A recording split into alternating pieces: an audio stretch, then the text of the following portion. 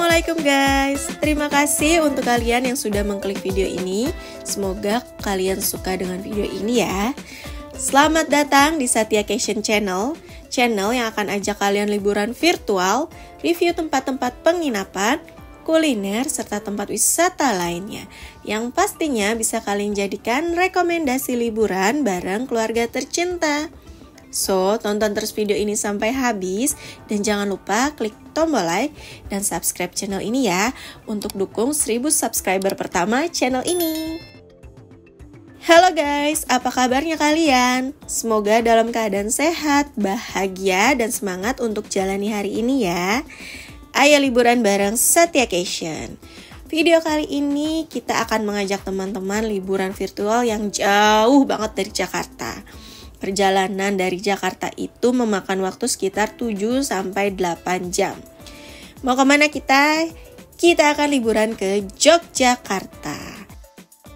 Buat aku dan Pak Suami, Jogja ini merupakan kota yang nagih banget untuk balik lagi liburan ke sini guys. Kayak ngerasa tuh banyak banget yang bisa kita explore di kota ini. Kalau menurut kalian gimana? Boleh kasih pendapatnya di kolom komentar ya guys. Kebetulan kita ini ke Jogja pas banget long weekend. Jadi kita memutuskan untuk berangkat benar-benar pagi-pagi. Karena menghindari macet yang panjang di jalan ya. Jadi sekitar jam 6 pagi kita sudah mulai berangkat menuju Jogja.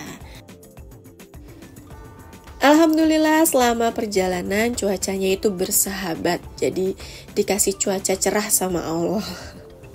Dan kita tuh berharap karena kita sudah berangkat pagi-pagi nih, berharap tuh sampai Jogja itu sekitar jam 4 atau jam 5 sore. Tapi karena di perjalanan itu sempat macet di daerah Cirebon, terus ada sedikit masalah di mobil, kita tuh sempat keluar di tol Semarang untuk benerin mobil. Masuk lagi sekitar jam 4 masuk tol lagi untuk menuju Jogja. Nah, nyampenya di gerbang tol akhir itu, gerbang tol Polonaharjo itu baru sekitar jam 5 sore guys. Sedangkan homestay kita itu ada di daerah Bantul.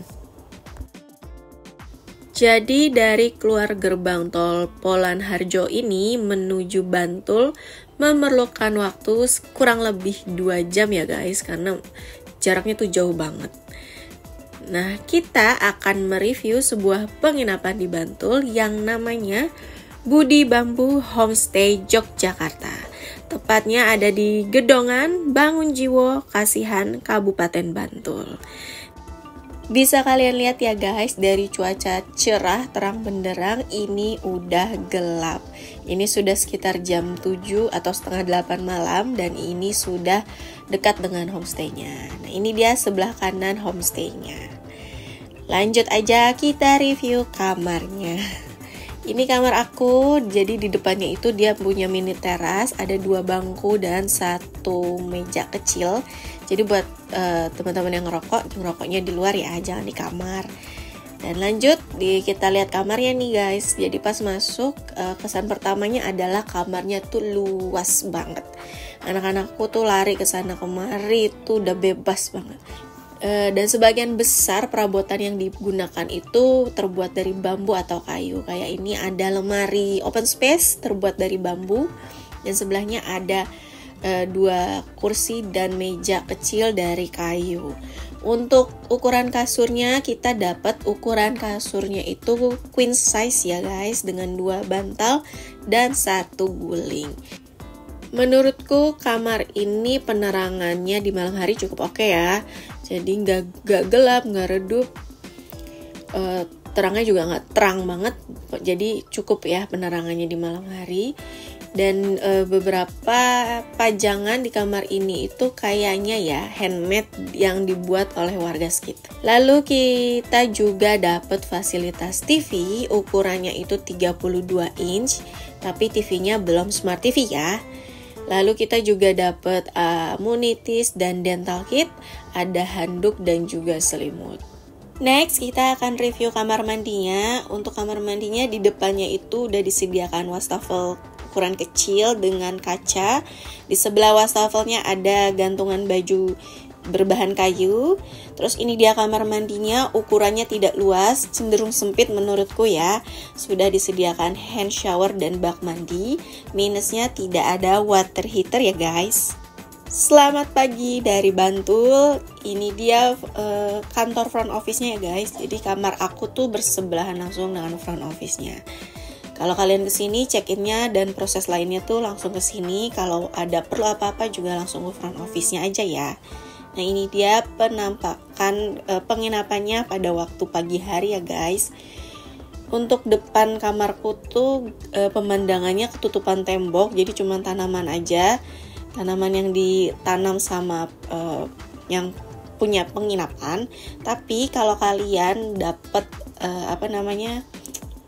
nomor kamar yang agak ke belakang gitu ya, itu pemandangan kalian tuh bisa langsung melihat sawah. Karena penginapan ini kanan kiri depannya itu langsung sawah guys, dan malam harinya itu banyak suara-suara binatang kayak tokek, terus apalagi ya, jangkrik gitu. Jadi suasananya tuh suasana desa banget. Kalau kalian tertarik ke Jogja dan mau nginep di sini, langsung aja ini aku spill harganya ya. Nama penginapannya yaitu Budi Bambu Jogja ya guys. Untuk harganya ini kamar superior di harga 360.000 per malam. Harga ini tidak termasuk sarapan dan harga ini bisa berubah sewaktu-waktu ya. Karena sudah sampai di Yogyakarta, kurang lengkap rasanya kalau kita nggak mengunjungi sebuah tempat wisata yang sudah terkenal sampai mancanegara. Dan wisata ini tuh pernah masuk nominasi 7 keajaiban dunia. Kita mau kemana? Ya kita mau ke Candi Borobudur.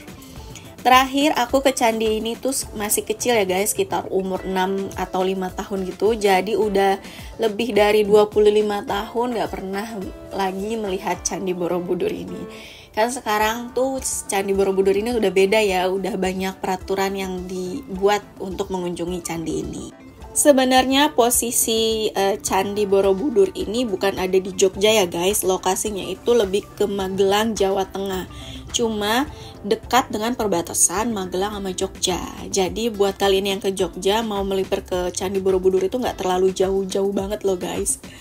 Ini aku dari Bantul, dari penginapan menuju Magelang, itu memerlukan waktu kurang lebih sekitar 2 jam. Dan itu sudah melewati beberapa titik macet ya guys. Cuman macetnya nggak macet parah banget gitu. Dan ini sepanjang perjalanan menuju Candi Borobudur aku sempet khawatir karena sempet turun hujan dan ngeliat langit tuh kok kayaknya gelap banget gitu ya, mendung, terus nggak ada cerah-cerahnya gitu. Takutnya kan nyampe sana hujan, kita nggak jadi naik ngeliat Candi Borobudur guys, karena kan Candi Borobudur itu kan taman terbuka ya. Next, buat kalian yang mau ke sini ke Candi Borobudur, aku akan infoin tiketnya. Untuk tiketnya sendiri bisa dibeli secara online ataupun offline ya. Untuk online-nya sendiri bisa dibeli di aplikasi tiket online ataupun langsung di webnya si officialnya Borobudur ya, yaitu tiket.borobudurpark.com. Aku sendiri beli tiketnya itu online guys, karena aku kan datang ke sini pas high season ya, libur panjang, jadi antisipasi habis, terus antisipasi nanti kalau on the spot tuh rame gitu ya, jadi lama ngantri tiketnya. Jadi aku memilih untuk online beli tiketnya dan langsung ke officialnya Borobudur beli tiketnya. Rate harga tiketnya itu terbagi jadi 2 kategori ya guys. Yang pertama itu kategori tiket pelataran, jadi kalian hanya di pelataran candi aja. Untuk dewasa harganya 50.000 dan untuk anak-anak harganya 25.000. Kategori kedua itu tiket naik candi. Untuk harganya dewasa itu 120.000 dan anak-anak harganya 75.000. Kita akhirnya sampai di Candi Borobudur dan parkirannya luas banget. Jadi ini parkiran aku masih masuk parkiran depan ya. Ke dalam lagi masih luas parkirannya. Langsung aja kita menuju loketnya, karena ini sebenarnya aku tuh udah buru-buru banget. Aku kemarin tuh beli tiket naik candi di jam 15.30, kita sampai sini tuh jam 15.15. Jadi takut ketinggalan, jadi buru-buru banget guys. Dan minusnya di sini pas pintu masuk sampai ke loketnya itu petunjuknya agak kurang jelas ya. Dan perjalanan menuju loket ini ada beberapa penyewaan stroller atau kursi roda. Dan akhirnya kita sudah mau sampai pintu masuk loket Candi Borobudur. Di depannya itu sudah ada tempat penitipan barang. Jadi ada beberapa barang yang tidak boleh dibawa ke dalam. Salah satunya adalah drone. Jadi kita tidak boleh menerbangkan drone. Jadi kalau ditanya kemarin ke staffnya kenapa nggak boleh, nanti ditembak gitu katanya. Ya udah langsung aja kita verifikasi tiketnya dulu. Jadi karena aku beli tiket yang naik candi, tempatnya tuh agak lebih VIP ya dibanding tiket pelataran. Setelah verifikasi tiket, kita udah dapat gelang masing-masing. Lanjut kita menuju ke candinya. Nah ini melewati cek tas gitu ya, sama body check. Terus baru kita masuk ke gate-nya. Nah ini di sini kita scan tiket ya masuknya. Dan di sini kita jalan untuk naik bagikar ke candi. Nah ini karena aku naik tiketnya yang naik candi, jadi jalurnya lebih eksklusif dibanding yang tiket pelataran. Lewat sini tuh berasa artis guys, diliatin orang-orang sudah mengantri dari tadi. Gak harus pakai nunggu lama, jadi kita langsung naik bagikarnya untuk mengejar waktu naik ke candi ya. Jadi untuk tiket naik candi itu ada jamnya, karena kan kita per kelompok, dan per kelompok itu sudah ditentukan tour guide-nya. Nah setelah turun dari bagikar, kita tetap ada jalan sedikit menuju loket lagi, loket verifikasi tiket lagi. Nah ini dibagi dua lagi nih guys. Kalau udah lihat pendopo kayak gini sudah dibagi dua lagi. Untuk tiket yang pelataran tuh masuk ke dalam pendopo. Untuk tiket naik candi itu ke sebelah kiri ke ruangan ya kayak VIP lagi ya. Di sini kita verifikasi tiket lagi sama dikasih sendal upanat. Sendal upanat ini sendal khusus untuk naik ke candi dan air mineral ukuran kecil. For your info, untuk anak di bawah 3 tahun masih gratis ya, jadi nggak usah beli tiket. Jadi ini anakku tuh yang mas aja yang beli tiket dan dia sudah dapat sendal. Cuma karena ukuran sendalnya kegedean, jadi dia masih diperbolehkan pakai sendal sendiri. Nah selesai dari loket yang tadi, akhirnya kita keluar. Kita sudah dapat kayak nomor kecil gitu. Itu nomor tour guide kita. Jadi kemarin tuh aku dapat nomor 4, harus cari tour guide dengan bendera nomor 4.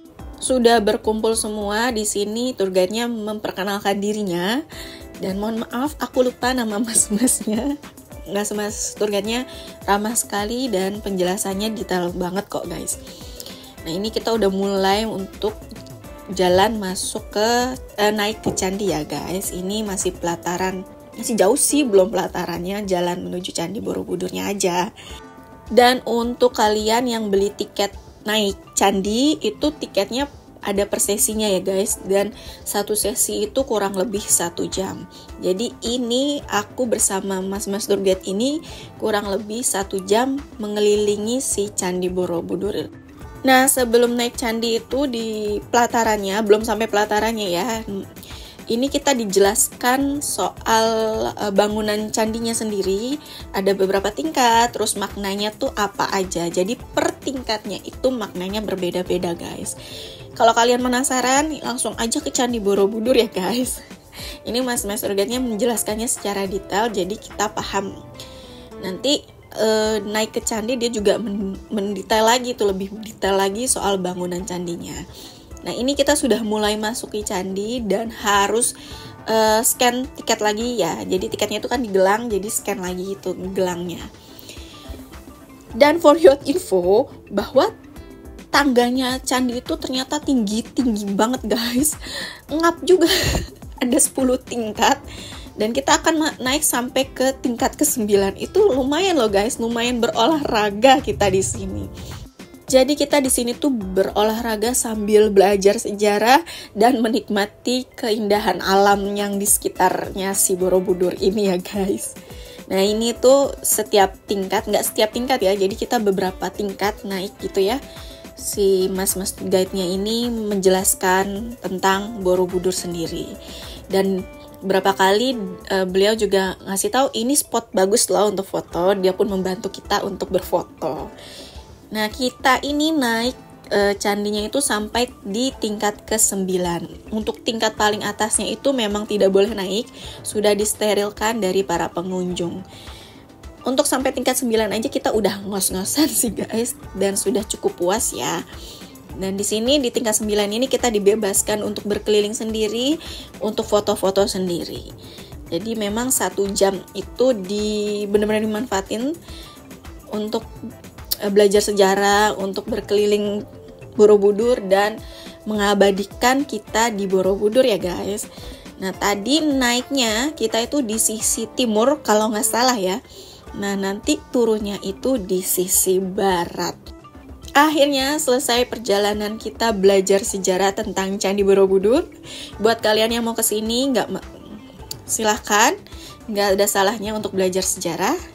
Sekian video kali ini, terima kasih buat teman-teman yang sudah menonton dari awal sampai akhir. Sampai jumpa di video berikutnya. Assalamualaikum.